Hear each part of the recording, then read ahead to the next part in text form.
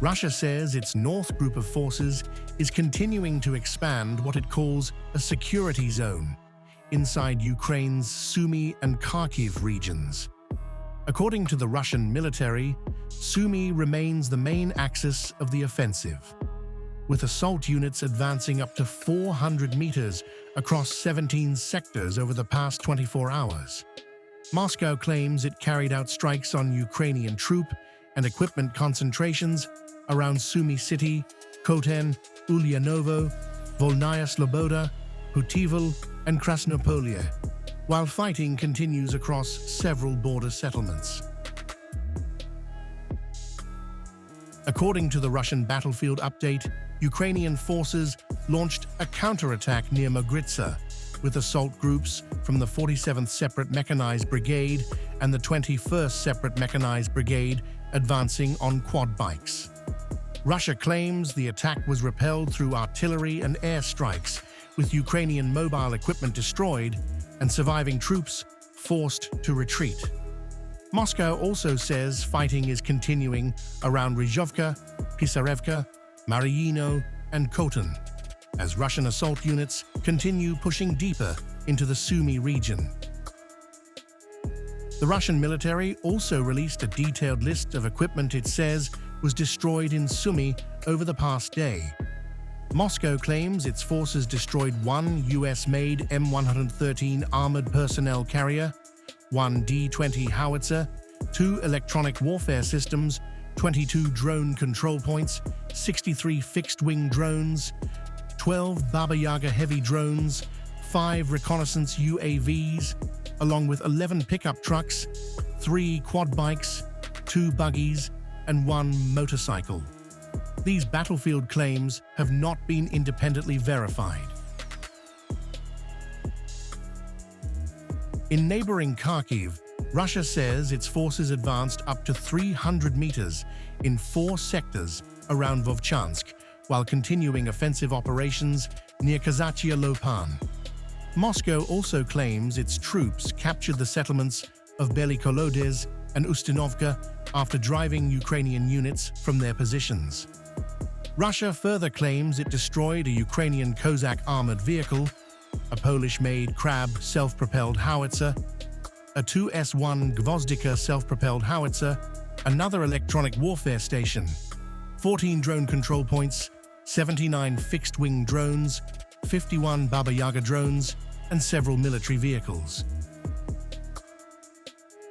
Overall, Russia claims Ukrainian losses over the past 24 hours exceeded 280 personnel, including more than 150 troops in Sumy and over 130 in Kharkiv. Moscow says the objective is to expand a security zone along the border and push Ukrainian forces farther away from Russia's Kursk and Belgorod regions, which have repeatedly come under cross-border attacks and drone strikes. Control over more territory in Sumy would also force Ukraine to commit additional troops to the northern front, potentially drawing manpower away from key battlefields in Donetsk. These casualty figures and battlefield claims come from the Russian military and have not been independently verified.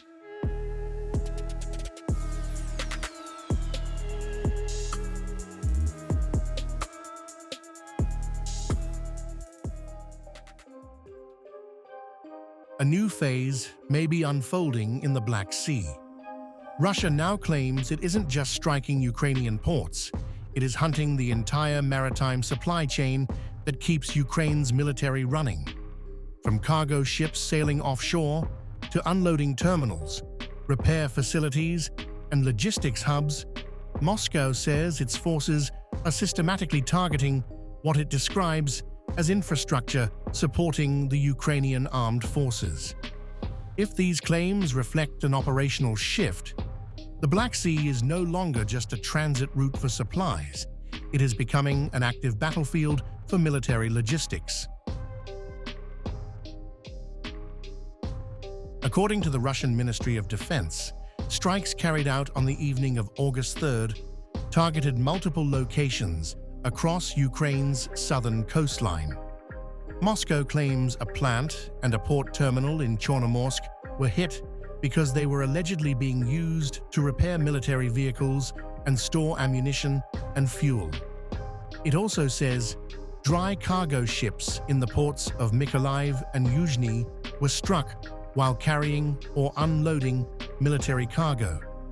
Beyond the ports, Russia further claims that 2 cargo ships south of Odessa were hit while transporting weapons and military equipment to Ukrainian ports.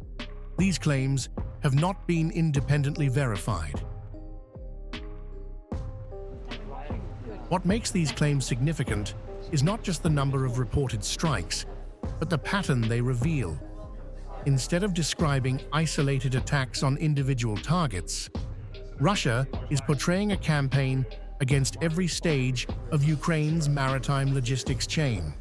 The claimed targets include ships at sea, vessels unloading in port, cargo terminals, storage facilities, and repair sites. Taken together, the message from Moscow is that it intends to disrupt military supplies before they can move inland to support Ukrainian forces on the battlefield. This also reinforces a narrative Russia has pushed for months, that parts of Ukraine's commercial port infrastructure have become legitimate military targets because they are allegedly being used for military purposes. By repeatedly referring to military cargo, weapons, ammunition, and repair facilities, Moscow is attempting to justify strikes on infrastructure that would otherwise be viewed as civilian. If this approach continues, it could signal a broader effort to pressure Ukraine's maritime supply routes and increase the risks facing cargo traffic in the Black Sea. Whether this marks the beginning of a sustained campaign will become clearer in the coming days, but the latest Russian statements suggest a wider focus than previous port strikes. Rather than concentrating only on cities or frontline positions, Moscow is claiming to target the entire logistics network that moves military equipment from the Black Sea to Ukrainian forces. Ukraine has not confirmed Russia's version of events, and the reported targets and damage remain subject to independent verification. However, if these attacks continue, the Black Sea could become an even more critical front in the battle over Ukraine's military supply lines.